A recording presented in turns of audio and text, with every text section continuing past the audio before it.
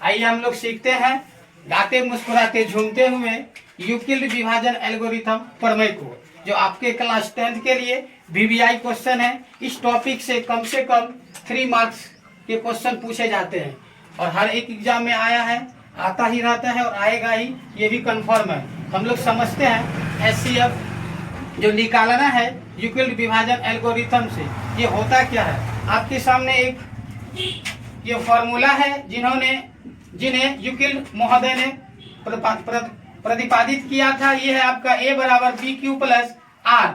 इसी फॉर्मूले से हम लोग निकालते हैं एचसीएफ यूक्लिड विभाजन एल्गोरिथम से। तो बहुत सारे बच्चे को ये परेशानियां होती कि a बराबर बी क्यू और प्लस आर है क्या। तो आइए हम लोग पहले समझते हैं a plus b q plus r क्या होता है। हम आज से पहले क्लास में बना चुके हैं। जब हम लोग सिंपल में भाग बनाते थे तो भाग चेक करने का फॉर्मूला था भाज्य बराबर भाजक गुना भागफल जोड़ शेष।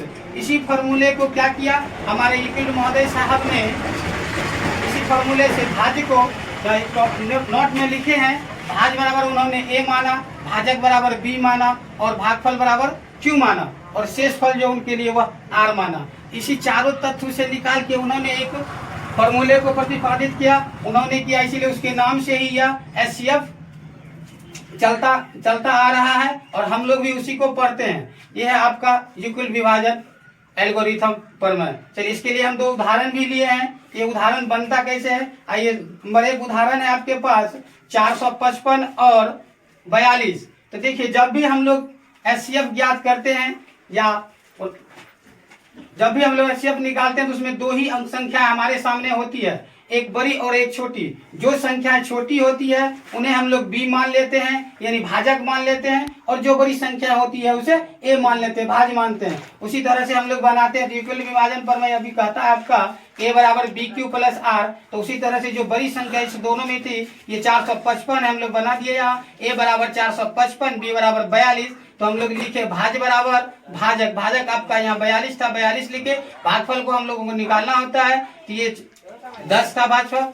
इसमें जब हम लोग 42 से गुना 42 से लगाएंगे 455 में भाग तो 10 बार में आता है 420 होगा, जो हम लोग गुना में 10 लिखे। और जब इसको घटाते हैं तो घट के हमारा 35 बचता है। और इसमें एचसीएफ में रूल है जब तक आर का मान 0 ना हो जाए तब तक हमारी ये क्रिया चलती रहेगी। जब फर्स्ट स्टेप हम लोग करते हैं तो केस फर्स्ट लिखते हैं, या हिंदी में हम लोग चरण फर्स्ट भी लिखते हैं। तो ये केस फर्स्ट के लिए हम लोगों का था पहला स्टेप 455 बराबर 42 का भाजक था। इसको हम लोग गुना किए, भाजक 10 से भागफल निकाले 10 से, तो ये गुना होकर 442 होगा, 420 होगा और 35 जब इसमें जुटेगा तो इसके बराबर हो जाएगा। दूसरा स्टेप ये आर का मान 0 नहीं बचा, इसलिए फिर से हम दूसरा स्टेप लेते हैं। अब इसमें क्या करते हैं, इस दोनों में जो बड़ी संख्या होती है उसको हम लोग a मानते हैं और जो छोटी संख्या होती है वह b होती है। इस दोनों में हमारे पास बड़ी संख्या 42 था जो a हुआ और छोटी संख्या 35 था जो हमारा b हुआ। फिर उसी नियम के अनुसार उसी फॉर्मूले पर हम लोग लेके चलते हैं। बड़ी संख्या 42 बराबर 35 और 35 से जब 42 में भाग लगाएंगे तो एक ही बार में खाएगा, इसलिए 1 लिखे गुना के रूप में, और 35 गुना 1 करेंगे तो 35। और फिर 42 में यदि 35 घटेगा तो आपका 7 हो जाएगा। यहाँ भी आपका आर का मान से 0 नहीं बचा, इसलिए यह स्टेप और 1 बढ़ेगा। फिर केस थर्ड में लेते हैं। फिर हम लोग देखते हैं इस दोनों में बड़ी संख्या कौन है। तो बड़ी संख्या आपका 35 है और छोटी संख्या 7 है। फिर बड़ी संख्या को a और छोटी संख्या को b मानते। फिर वही स्टेप चलता है, आपका केस थर्ड चलेगा। तो 35 हम लोग बड़ी संख्या मान के भाजक मान लेते हैं और 7 आपका 35 भाज्य था और 7 आपका भाजक है। फिर उसी तरह से बनाते हैं, 7 को 5 से गुना करेंगे तो 35 हो जाएगा, और जब 35 को 35 में घटाएंगे तो आपका बच जाएगा 0, यानी आपका यहाँ शेषफल 0 निकल गया, इसलिए r बराबर 0 हो गया। अतः हमारे सोल्यूशन के अनुकूल एचसीएफ निकल गया आपका 7। अब नेक्स्ट एग्जाम्पल है दूसरा आपका, जो कि क्लास 10th के एक्सरसाइज 1.1 का रोमन संख्या 1 सवाल है।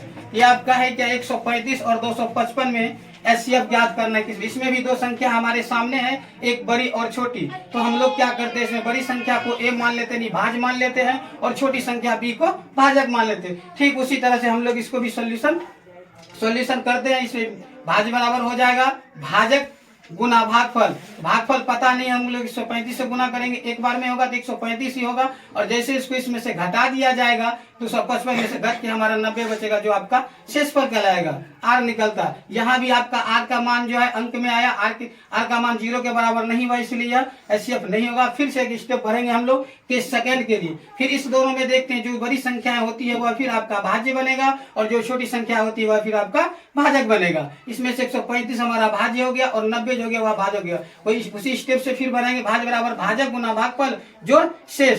तो जब 135 में 90 से भाग लगा दिया जाएगा तो एक बार में आएगा भागफल इसका 1 आएगा, और जब इसको गुना कर दिया जाएगा इसमें घटाएंगे तो शेषफल आपका 35 आएगा। यहाँ भी आपका r बराबर 0 नहीं आया, इसीलिए हम लोग लिखे r डजंट इक्वल टू 0। जब तक r का मान 0 नहीं होगा तब तक हम लोग क्रिया करते रहेंगे। यहाँ भी नया। फिर इस दोनों में हम लोग देखेंगे नेक्स्ट अगले स्टेप के लिए, केस थर्ड के लिए। इस दोनों में कौन सी बड़ी संख्या, जिसमें 90 बड़ी है और 45 छोटी है, तो फिर बड़ी संख्या को भाज्य मानेंगे और छोटी संख्या को भाजक मानेंगे। फिर उसी तरह से क्रम बढ़ते जाएगा। फिर 90 आपका यहाँ आ गया भाज्य के बराबर में, भाजक में 45 आ गया, और 45 को जब 2 से गुना कर दिया जाता है तो 90 पूरा जाता है, और जब इसको लेस करेंगे घटा देंगे 90 में 90 तो 0 आ जाएगा। यानी कहने का मतलब यहाँ आपका आर का मान 0 आया, और अतः हमारा HCF कितना आ गया, 45 आ गया, 45 आ गया। यही था आपका HCF निकालना है यूक्लिड एंगुलर विभाजन के प्रमेय से।